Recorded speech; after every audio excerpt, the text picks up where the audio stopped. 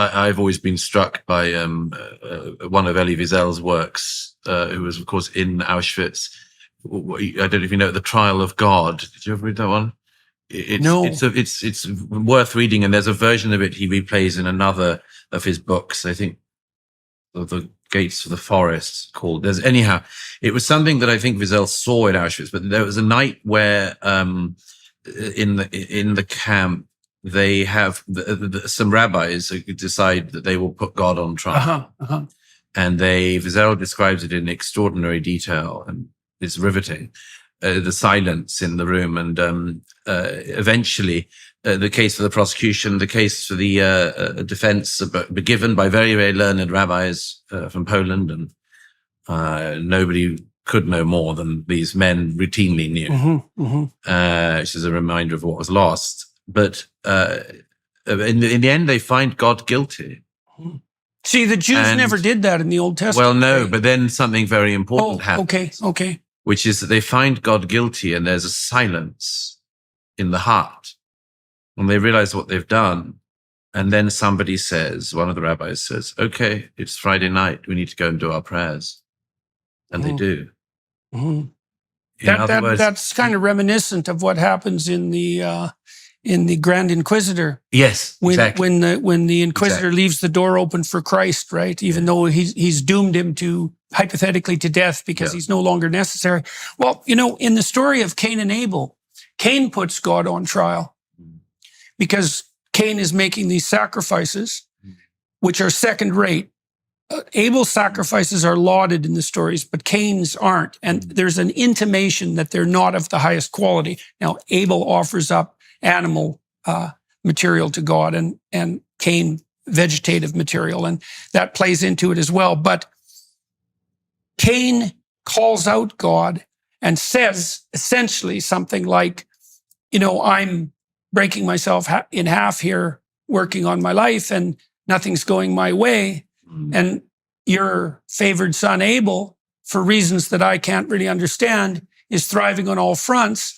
What the hell is the problem with the cosmos you created?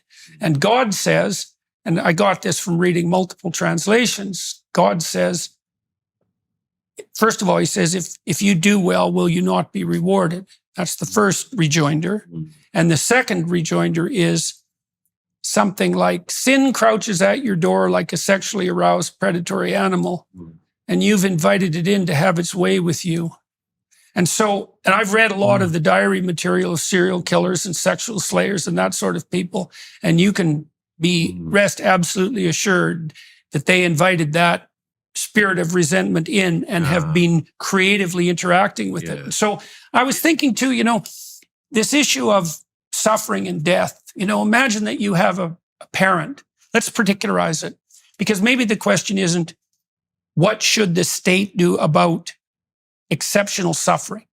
Maybe that's the wrong level of analysis. Maybe the right level of analysis is something like, what would you do if your father was dying a terrible death?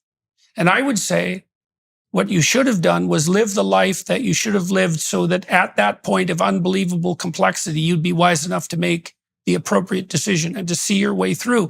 But that there would be no way that you could generalize that decision. It would only have to be made in a particularized manner. Absolutely. And you wouldn't have the wisdom to make that decision properly if you hadn't conducted your life with exceptional care. Nobody can make it for you, that's for sure. No function. With profiling, surveillance, and data harvesting, there are lots of things not to like about tech giants. But what can you actually do about it when you rely on so many of their products? Well, the good news is, it doesn't take much for you to take a stand. For less than $7 per month, you can join me and fight back against big tech by using ExpressVPN. How do you think big tech companies make all their money anyway? Well, by tracking your searches, video history, and everything you click on, and then selling your personal data. ExpressVPN helps you anonymize much of your online presence by hiding your IP address, a unique identifier that every device has that allows big tech to match your activity back to you. That's why I use ExpressVPN on all of my devices to make it much more difficult for them to exploit my data for their own profits. And the best part is how easy it is to use the ExpressVPN app. I just tap one button on my phone or computer to turn it on, and that's all it takes to keep people out of my business. So if you don't like big tech tracking you and selling your personal data for profit, it's time to fight back. Visit expressvpn.com/JordanYT right now to protect your online freedom and privacy. That's expressvpn.com/JordanYT. expressvpn.com/JordanYT. So one of the things that frightened me again as a clinician was that, especially when I saw people deceiving themselves, I thought, well, why not deceive yourself if you can escape from responsibility and pain and anxiety, and if you can gain things through minimal effort?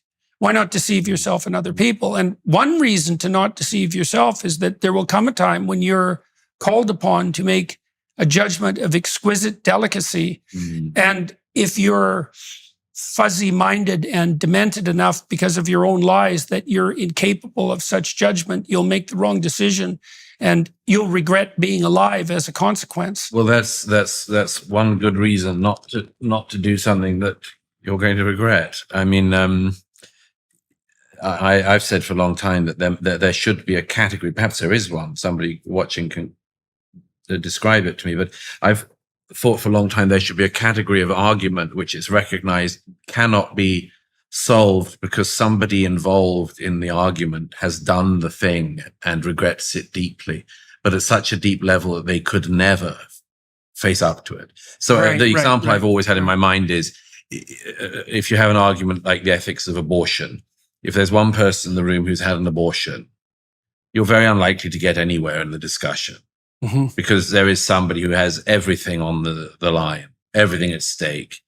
And either they regret it, in which case you can't get anywhere in the discussion because you don't want to open up that pit. Or they have to pretend not to care, in which case you have another glimpse into a pit. Now, actually, again, you and I were talking about this last night. Helen Joyce made this brilliant observation about the trans issue recently, which was that we, for the rest of our lives, will all be facing a certain type of person who cares more about that issue than anyone else in the world because they've done the worst possible thing to their child, and they will never concede it. Or to themselves. Or to themselves. They will never concede it. But moving away from that negative, if I may, I mean, we get back to this thing of people deceive themselves very often, unless somebody comes along and says exactly that. That's one of the things I'm fond of Nietzsche about the person of resentment, is Nietzsche's observation that the secular priest would be required to stand over the person's life and say, you are right. There is somebody who has destroyed your life in this world. The person is you. Now, our mutual friend, Anthony Daniels, said that when he was a prison doctor, he was one of the few people who actually used to do this with his. He's a remarkable person. He's a wonderful man. And that's Theodore Dalrymple, for those of you watching and listening. He's written great books. And he had the observation, he told me once that he quite often in prison would have people coming to him saying, oh, doctor, I think I need some pills, some antidepressants. Why do you want antidepressants? I go, I think I'm depressed. Why do you think you're depressed? I think I'm suffering from low self-esteem. He said he would reply, well, there's one thing you've got right. He said, almost without exception, whenever he did this, the patient laughed. Because they'd been caught out.